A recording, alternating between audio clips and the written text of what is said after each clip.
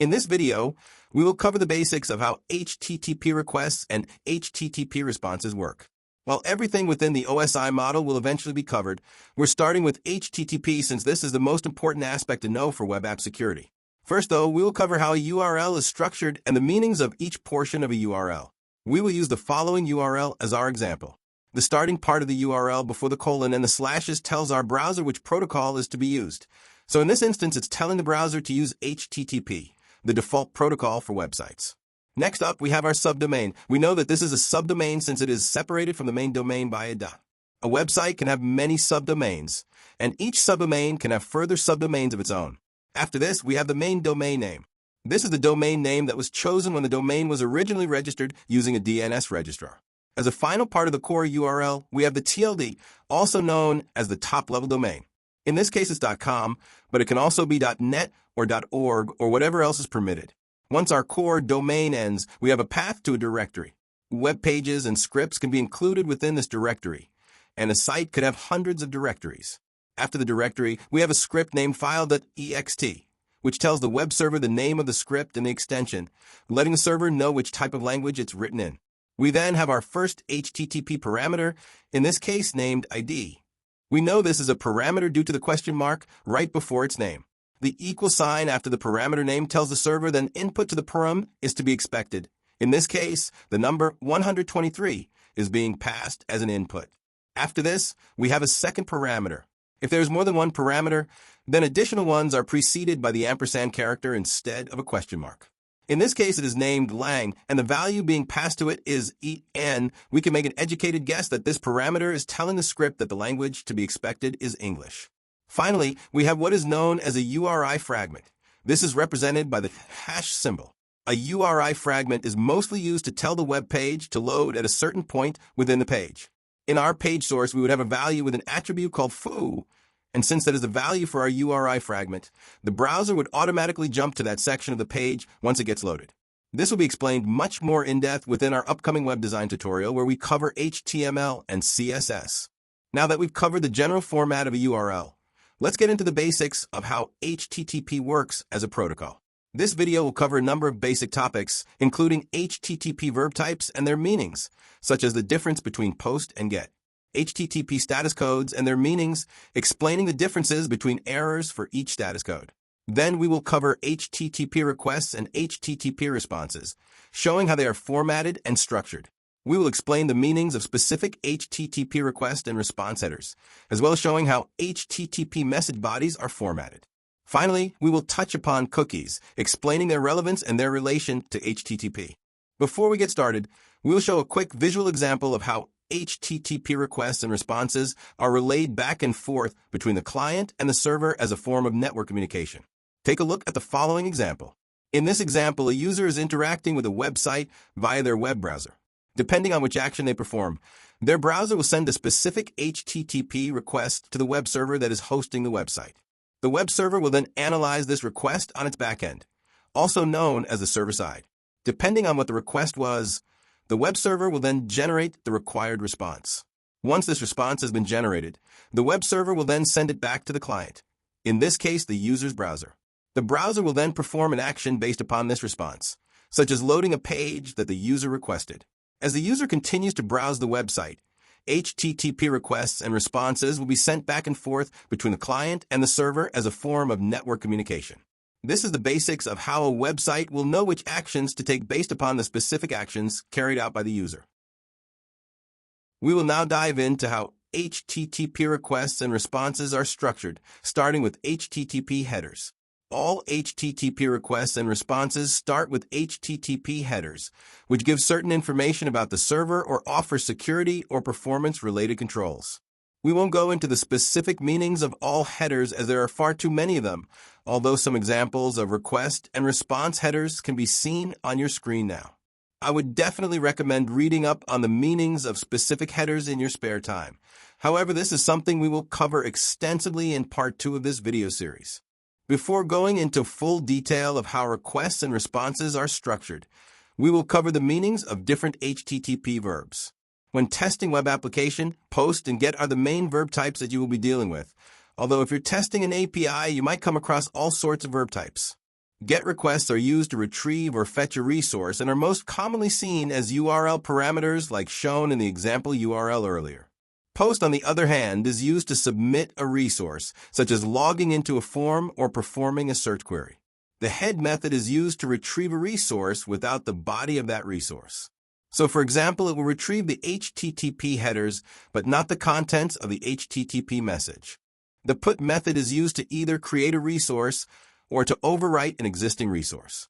The delete method is used for deletion of resources. For example, if an API had an option to remove files from the server, this method would be used. The connect method initiates a communication stream with a resource by establishing a HTTP tunnel, allowing for blind two-way communication. I've written the wrong example for options on screen. This method checks which HTTP methods are permitted and is used as a pre-flight request. I meant to write that it checks the communication options for a request, not that it changes them. If options is enabled, then the server will return and allow header with a list of HTTP methods that are permitted. The trace method performs a loopback test by sending a request and expecting the same response back. This is primarily used for debugging APIs, as it allows us to check if there were any modifications or errors with the request and response, or it can be used to identify the presence of intermediaries such as proxies or firewalls. It can also be used to check the performance capabilities of the API and measure latency by measuring the time that it takes to send a request and receive the response. Finally, the patch method is used for partial modification of a resource. This is similar to the HTTP put method, although there are several differences between the two methods. Patch is for partial modification only and for existing resources only, whereas put can be used for full modification of resources or creation of resources if they don't already exist. On the screen, you can see a comparison table that shows the main difference between these two methods. So, to reiterate, HTTP is used for communication between a client and a server, like shown in the diagram earlier in the diagram that is currently on screen. The client most commonly refers to the user's web browser, although it isn't limited to browsers. It could be any application that communicates with a remote server. If it's on the user's machine, then it is referred to as client-side, while anything running on the server which interprets the HTTP requests on the back end is referred to as being on the server side, with HTTP allowing for communication to take place back and forth between the client side and server side. Next up, we have different HTTP status codes. You will already probably be familiar with some of these, such as HTTP 404, which means that a resource wasn't found. The starting number for each status code indicates a particular thing. For example, if the status code starts with 1, then it means that it's an informational status code. If it starts with 2, then it means that it's a status code related to an action being successful. For example, if a HTTP request is sent without any issues, you can expect to see a HTTP 200 status code, indicating that the request was successful. Status codes starting with the number 3 are redirection-related status codes, indicating that the client needs to take an additional action in order to complete the request. So, for example, if you make a HTTP request to a particular endpoint, you might see a HTTP 301 response, which indicates that the endpoint has been moved permanently. In most instances, the client will then automatically redirect to wherever the endpoint has been moved to, resulting in a HTTP 200 status code being displayed for the response after that. Status codes starting with the number 4 are used to signify that an error appears to have been caused by an action made on behalf of the client. For example, if the client tries to access a page which they are not permitted to access, then a HTTP 403 status code could be shown. Or if the client tries to visit a page which doesn't actually exist, then a HTTP 404 status code could be shown. Finally, we have status codes starting with 5, which indicate that an error appears to have been caused by the server, rather than the error being caused by the client as indicated within a status code starting with 4. For example, if the server is having trouble handling requests due to connectivity issues, we might see a HTTP 503 service unavailable message. There are also various unofficial status codes used by many different web servers, although the numbers which these start with are irrelevant to the actual meanings of the code, since this will vary from server to server and is a custom choice made by whoever developed the web server software. Something to keep in mind is that HTTP is a plaintext protocol, meaning that a hacker could intercept HTTP requests sent across a network and read their contents in plaintext. For encrypted messages, we have HTTPS, which is a combination of transport layer security and secure socket layer for our HTTP requests, preventing attackers from being able to intercept and read our messages in plaintext. Attackers could use tools such as SSL strip to revert HTTPS requests back to HTTP, allowing them to read intercepted traffic again. However, this technique won't work if HSDS, also known as HTTP strict transport security, has been implemented. Now, we will interact with a sample application to demonstrate what HTTP requests and responses look like and how they are sent. The easiest way to view HTTP requests within your browser is by making use of some of the functionality within the browser development tools. These can be accessed either by clicking on the option in the Tools section of the browser or by using shortcuts such as Ctrl+Shift+I or by pressing the F12 key. Specifically, we want to be viewing the Network tab within the browser Devtools, as this is where HTTP traffic will be displayed in real time. If we click on the link for the login page in this application, then a HTTP GET request is initiated to tell the server to fetch the login page. HTTP response is then sent from the server, causing our browser to load the login page. For every page we navigate to, a GET request is initiated and the page is loaded after the server responds to that request. If we're submitting information using a form, then a POST request will be used instead. Let's fill out this form to demonstrate an example of this.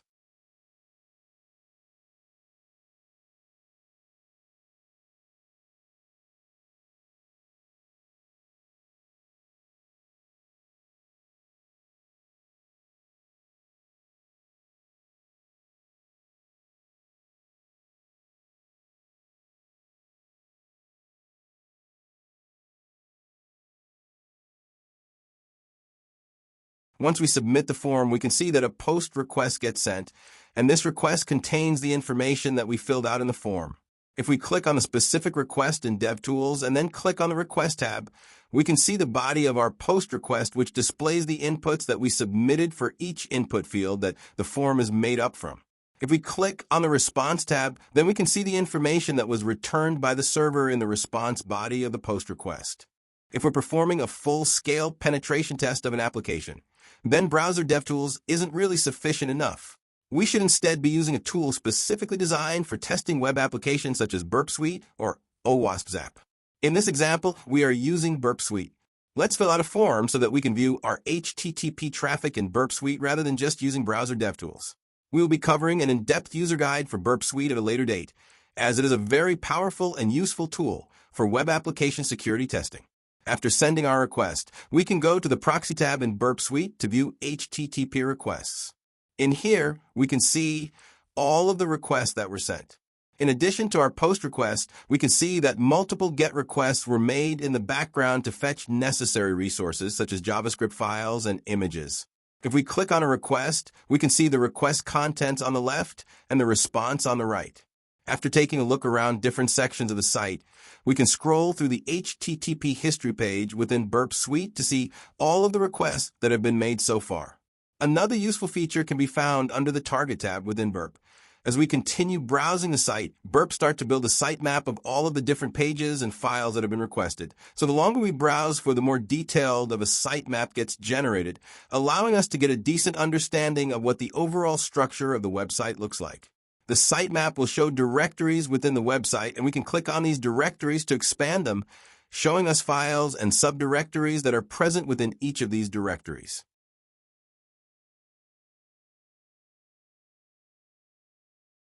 Here is a view of a HTTP request and HTTP response within Burp. As mentioned before, our request can be seen on the left, while the server's response can be seen on the right. We will now go over the basic structure and format of a request. At the very start of the request, we have our HTTP verb, indicating the request method that was used. In this case, we can see that it was a POST request. Based on what we now know about different request methods, we know that the fact it was a POST request means that this request was used to submit a resource. In this case, the resource being submitted was the information we provided when filling out a form. Directly after the request method, we have the path to the endpoint where the request was submitted. So in this case, we can see that it was submitted via the addresses endpoint within the API directory. If we were looking at this endpoint in a browser, then this text is everything we would see after the end of the top-level domain. So after the .com section of the domain name, the following text would take us to the endpoint where this request was submitted. After the path to our endpoint, we can see the HTTP version that was used to submit the request. HTTP version 3 is the newest version. However, you'll find that many websites are using HTTP 2 or even HTTP 1.1. In part 2 of our Introduction to HTTP series, we will discuss the differences between each HTTP version, as well as attack vectors that specific HTTP versions can be affected by. For example, the release of HTTP version 3 actually introduced a few new types of attack vector, which we will cover in detail. Next up, we can see the value of our session cookies. This is used by our browser to give the server information about our session and about our identity, so that the server remembers certain information about us. We won't really go into detail regarding cookies here, although it is something you can expect to see covered extensively in part 2 of this series. In Burp Suite, the actual value of the cookie itself is the part shown in red, while the names of each cookie are shown in blue. For the next section of the contents of our HTTP request, we have our HTTP headers. The header names are displayed in black, whereas the values for each header are displayed in blue. Although I haven't circled it in this example, the authorization header is also a valid HTTP header, but it is one that is specifically used for authentication purposes through means of a base64 encoded bearer token. Each request header and header value has a specific meaning and purpose, and we will explore the purposes of many commonly used headers within part 2 of this series. Finally, we have the body of our HTTP request, which is displayed beneath the headers and their corresponding values. In this case, the response body is in JSON format. The name of each input we've supplied is displayed as blue text, whereas the value we supplied for each input is displayed as green text. If the value we have supplied is in integer format rather than being a string, then it will be blue rather than green. This is why the value for our mobile number is green, since the values for that particular input form have been limited to integers, with strings not being permitted. The HTTP response generated by the server comes in a very similar format to our HTTP request. We can see the HTTP status code of our response at the start. In this case, a HTTP 201 response is given, telling us that a resource has been created as a result of the inputs submitted via our POST request. Just like how our HTTP request has headers, our HTTP response has headers too. The response headers tend to be different to request headers, and while request headers are giving information to the server, response headers are doing the reverse. It is the server giving information to the client, which the client will then interpret when it is rendering the response. Again, just like how our HTTP request has a body, HTTP responses also have a body. The body of a HTTP response is the server indicating to the client what information should be displayed. So, for example, if the client is a browser, then the browser will display the information that has been provided within the HTTP response body. In this instance, the response body is just outputting some JSON telling us that the request was successful and displaying the inputs that were provided by us in our HTTP request. You might be wondering why this information is important or relevant, and that's because in order to successfully test a web application for vulnerabilities, you will need to be able to understand HTTP requests and responses in order to manipulate them during your exploitation attempts. Web application security essentially boils down to identifying all forms of user inputs and then supplying malicious values as these inputs in an effort to find security risks. So a lot of testing will revolve around capturing HTTP traffic, then modifying our HTTP request to change our inputs to malicious inputs, before resending the requests and analyzing the responses that get generated in order to determine whether any unintended actions are taking place. In part 2 of this series, we will give real-world examples of this, demonstrating manipulation of HTTP requests in real time and then resending those requests in order to trigger vulnerabilities. That's all for now, but since we have covered the basics of what HTTP requests are and how they are structured and formatted, this sets us up for a solid start with part 2 of this series, where we will do a deep dive into HTTP and demonstrate manipulation of requests and analysis of responses to determine whether or not our exploitation attempts were successful. Thank you for watching, and please subscribe if you haven't already.